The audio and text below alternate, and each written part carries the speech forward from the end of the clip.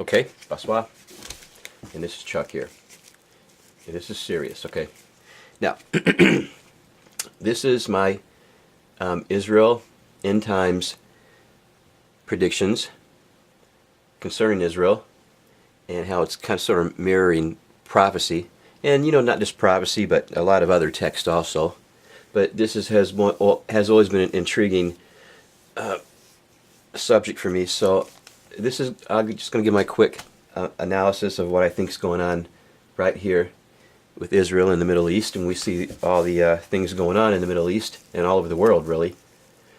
But we also have a lot of things going on, such as Libya, and I think it's just a distraction to get our focus off the real news, the real subject that we should be focusing on over there, and which I believe is Israel.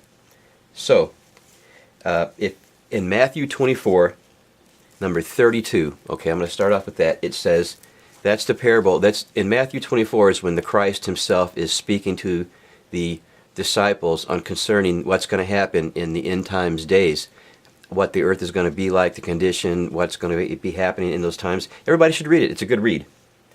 But in the 32 verse, it says that you will see the fig tree will reappear, which is Israel, and it will start sprouting branches. And when the branches are tender and young, it means it's growing strong. It's becoming independent. And what does a country need to become independent? Well, it needs, of course, it needs security. Israel has a great army. It needs food. Israel has amazing food production capabilities. They pretty much are self-sustaining in that area. They have a lot of water. They have the saltwater plants. They have a few of those.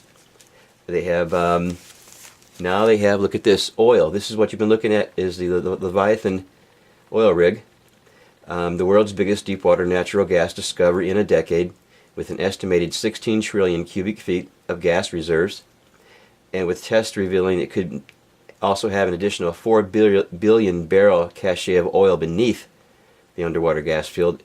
And this is way conservative. It's a lot more than that. That's why you're not hearing anything about this. You see, right now Libya was basically going to also be self-sustaining pretty soon. They had their water system in. They have all their own energy. The desert was going to become green, and they would have food and dairy and all the production needs they would need to meet the needs of their people and export a lot of this stuff. And the IMF, the World Bank, didn't want that, so we went in there and bombed the crap out of them just like we bombed the other countries. Now I'm going to try to go through these. You can look up all this stuff if you're interested. It's a good read. It's a lot of in-depth material that you don't get on the mainstream media. I'm going to try to X these out as I go along. I'm going to try to do these in order. Now what we have here is we have 130 nations, over 130 nations, UN nations. Where we have here 130 to 140 countries, May 31st, 2011. Uruguay and a couple other countries, Brazil, Argentina, Uruguay, Bolivia, that was 2010. And these are countries that not only recognize Palestinian as a state, January 4th, 2011, who was this? Somebody else. 130 countries. Now, it's all of South America, basically.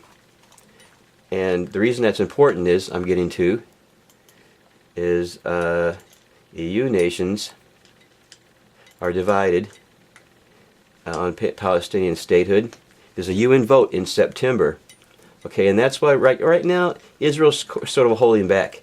If these people vote for a pre-1967 borders, I mean, there's really not a lot you can do. Now, if something happens before this vote in September, like a war breaks out over there, why would a war break out in the Gaza Strip here? Well, let's see. Egypt Air doesn't even have Israel on the map anymore. They just took them off. And if you read down in here, it says that they never had them on the map. Now, they do go to Israeli cities.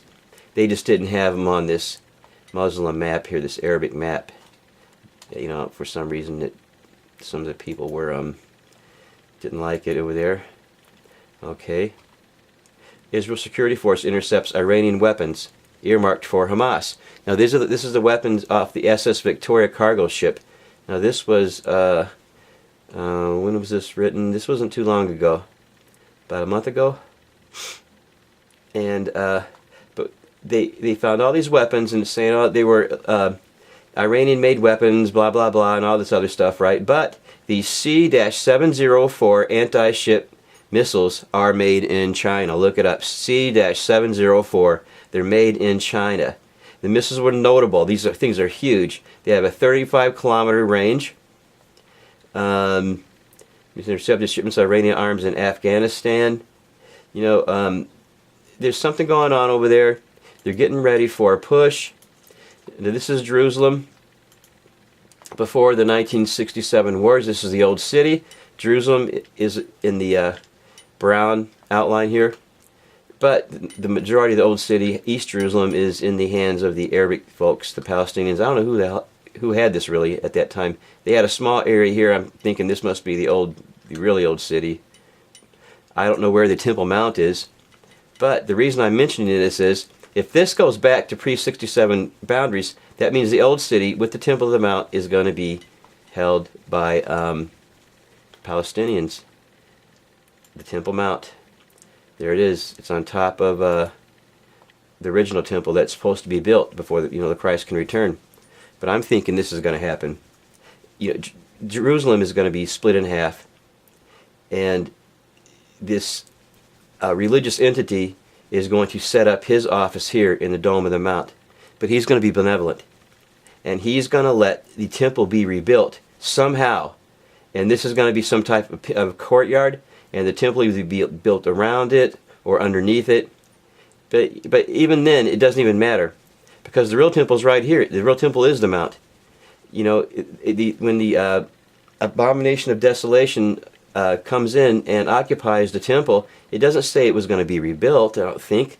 I looked into that. I don't know.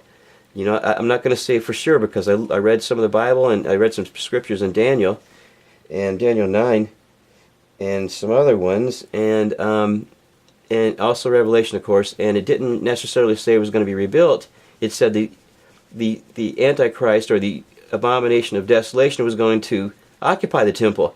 And this was built 600 years after John wrote Revelation. So if John is having a vision and he's looking at the temple, this is what he's going to see. He's not going to see, he's going to figure this is the temple, I guess. I don't know. This is what I think. I mean, I think that people are, it's everything's so obvious, and you got to keep adding more things into this. But that's my Israeli update. This is probably too long. This is Duck Out.